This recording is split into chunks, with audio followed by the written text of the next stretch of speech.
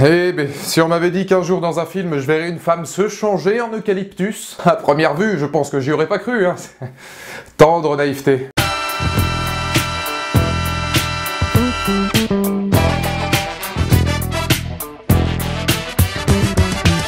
Bonjour à toutes et à tous, c'est Valou et bienvenue pour cette toute nouvelle vidéo, cette toute nouvelle critique consacrée à ça y est, Netflix ne déconne plus. Ou plus sérieusement, la critique du très attendu Annihilation, un film avec Nathalie Portman et Oscar Isaac, un film surtout réalisé, donc produit par Netflix et réalisé par Alex Garland, qui avait déjà réalisé Ex Machina, déjà avec Oscar Isaac. Vous savez que je suis un fervent défenseur de Netflix, mais pour le coup, vu l'ambiance, l'atmosphère et vu ce que m'a donné le film, c'est vrai que si j'avais pu le voir au cinéma, j'aurais pas boudé mon plaisir parce que c'est vraiment le genre de film où il faut s'installer, où il faut mettre un bon casque ou quoi que ce soit vraiment devant une belle télé et se laisser prendre par l'ambiance et l'atmosphère du film. Parce que clairement, et c'est ce qui était encore le plus intéressant, j'y étais allé un petit peu à la Jeanne d'Arc voir Annihilation, j'étais vierge de tout. Je n'avais pas vu les bandes annonces, je ne connaissais pas l'histoire, je me suis juste posé, devant mon écran, devant ce film. Et c'est marrant parce que c'est un petit peu le propos du film.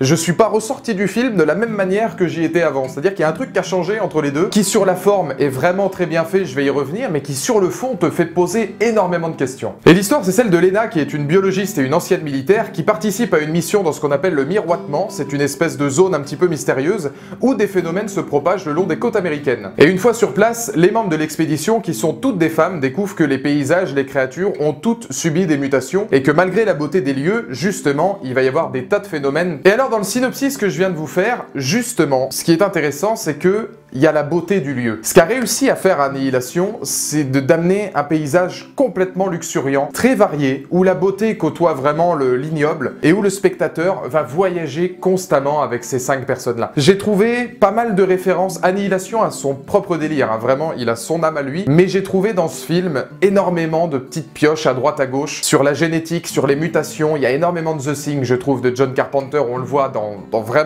pas mal de plans, notamment sur la fin. Attention, hein, d'ailleurs, ce sera une vidéo avec spoiler, comme déjà dit auparavant. Mais au niveau des décors, au niveau de la richesse des lieux, au niveau de la mise en scène et même de la musique, il y a vraiment une bande originale qui est exceptionnelle. Elle est très sobre. En fait, j'ai trouvé que la musique représentait un petit peu le personnage de Nathalie Portman. C'est une musique qui, pour moi, me rappelle The Last of Us. Alors, pour tous ceux qui ont joué au jeu sur PS4, le côté de toute façon luxuriant, le côté un petit peu boisé, très beau, mais en même temps qui parvient à être très flippant à certains moments, ça m'a vraiment fait penser à Last of Us. Et cette musicalité, proche de Last of Us aussi, me rappelle le jeu d'acteur de Nathalie Portman, qui te prouve que tu peux porter un rôle clairement en étant d'une sobriété folle. Parce que si le reste des personnages secondaires, pour moi, est tout à fait dispensable à certains moments, pas dans l'histoire, mais plutôt dans l'acting, elle réussit à te porter un film en restant vraiment très simple, un petit peu dans son style à elle. Elle n'a pas besoin d'en faire des tonnes puisqu'elle est vraiment humaine. Nathalie Portman, elle a cette capacité à vraiment retranscrire des émotions et faire en sorte que le spectateur puisse vraiment avoir de l'empathie pour elle. Et pour moi, la plus grosse qualité de ce film, c'est qu'il t'emmène dans quelque chose dont tu n'as pas idée du tout.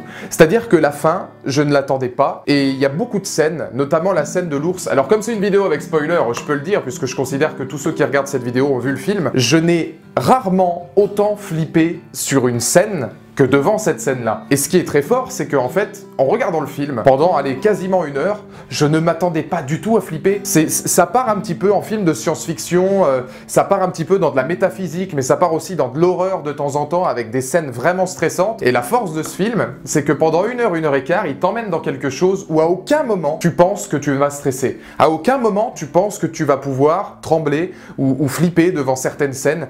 Et la scène de l'ours est vraiment, pour moi, le point d'orgue de la deuxième partie du film. Et alors je vous le dis, parce que je vous dis tout, mais c'est vrai que cette scène-là, j'étais pas serein. Ne serait-ce que la fusion un petit peu glauque entre l'homme et l'animal, toute cette génétique de l'ours, cet aspect malsain avec la voix de la femme justement, c'est exactement comme l'écrit de la chose dans Carpenter. C'est glauque, c'est vraiment malsain, t'as autant peur du jour que de la nuit après ça. Là, il y a vraiment un univers Carpenter. On est dans une nouvelle dimension. À partir de cette scène, on joue sur un jeu d'ailleurs dans cette séquence de clair-obscur, l'utilisation du noir, de l'obscurité, pour basculer totalement totalement dans quelque chose d'autre. C'est un film qui réussit à avoir plusieurs points de vue différents, qui réussit à t'emmener dans des tas de choses, prises à partie vis-à-vis du spectateur, puisqu'il y a pas mal de scènes en flashback. C'est un petit peu Nathalie Portman qui justement va relater l'histoire d'elle, de son personnage, donc Lena, dans le miroitement, ce qu'ils appellent le miroitement, et justement ça permet, toi en tant que spectateur, d'écouter, d'apprendre ce qui s'est passé en même temps qu'elle te le dit.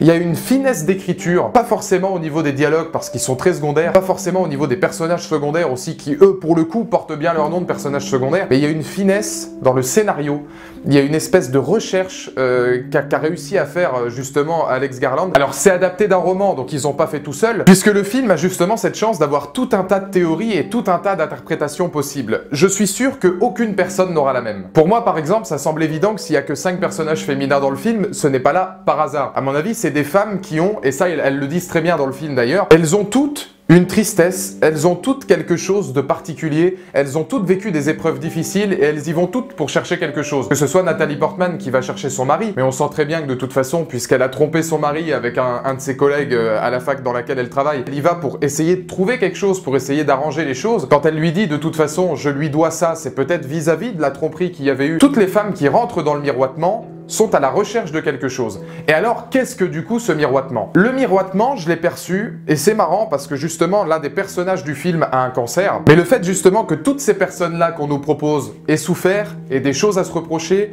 et un cancer, soit sur le point de mourir, c'est pas anodin. C'est pas anodin qu'il y ait des personnages qui soient à ce point travaillés en background et où on apprend pas mal de trucs au fur et à mesure pour qu'on te les mette tout ici. Il n'y a pas une seule personne qui vraiment, même jusqu'au rôle d'Oscar Isaac, qui est l'un de ceux qui allait le plus loin dans le miroitement dans l'ancienne expédition, lui aussi il avait des choses à se reprocher, ça va pas dans son couple avec Nathalie Portman. Il y a une raison qui fait qu'à mon avis le miroitement c'est un reflet de toi, mais un reflet de tout justement tes travers, un reflet de tout ce qui fait tes doutes, de tout ce qui fait tes peurs, de tout ce qui fait ta dépression en fait, de tout ce qui fait que tu es triste. Et alors c'est marrant, mais ça me rappelle aussi un petit peu Black Swan sur ce dédoublement un peu de personnalité qui là est concret mais qui ne l'est pas dans Black Swan, où encore une fois Nathalie Portman, tous ses doutes et toutes ses fêlures, toutes ses cassures vont se retrouver face à face. Et c'est là que j'adore le personnage, enfin en tout cas l'actrice Nathalie Portman, c'est qu'elle est capable dans sa tendresse, dans sa tristesse, à vraiment retranscrire quelque chose. Alors il y a une phrase de Carl Denham dans King Kong de Peter Jackson quand il voit Naomi Watts d'ailleurs, qu'il dit, quand il rencontre Naomi Watts, il lui dit « Une telle tristesse, c'est quelque chose qu'on voit qu'une fois dans une vie, vous allez leur briser le cœur, vous allez les faire fondre en larmes. » Je trouve que Nathalie Portman, elle a ce calibre d'actrice justement dans la vie réelle, à justement ne pas avoir besoin de faire grand chose pour partager une émotion et pour vraiment rendre triste le monde qui l'entoure autour d'elle.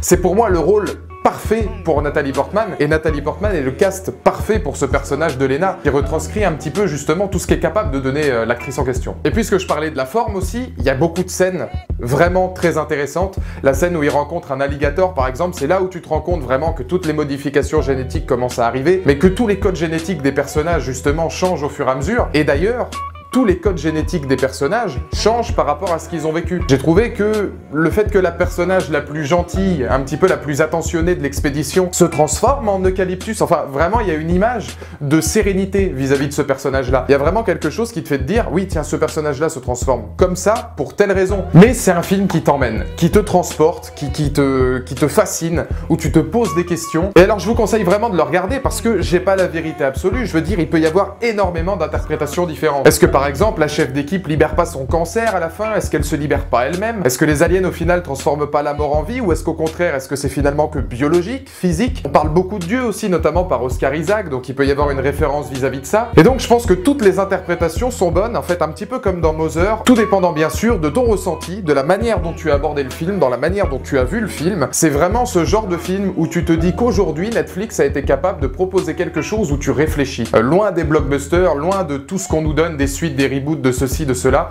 Là, on a un concept qui est vraiment novateur. Il y a un côté très glauque, il y a un côté super malsain dans ce qui se passe. Le film est malsain, et plus il avance dans le temps, plus il va être glauque, et plus tu vas avoir des réponses justement de cette folie ambiante où tu te demandes un petit peu où tu as atterri. Donc dans les commentaires ci-dessous, n'hésitez pas à me donner votre point de vue. Allez le voir, c'est pour moi le meilleur film de 2018 actuellement de tous ceux que j'ai eu l'occasion de voir, parce que c'est la bonne surprise. Et c'est vraiment encore plus intéressant d'y aller quand tu sais rien, parce que peut-être qu'à la fin tu sais encore moins de trucs, mais au moins tu l'as vécu.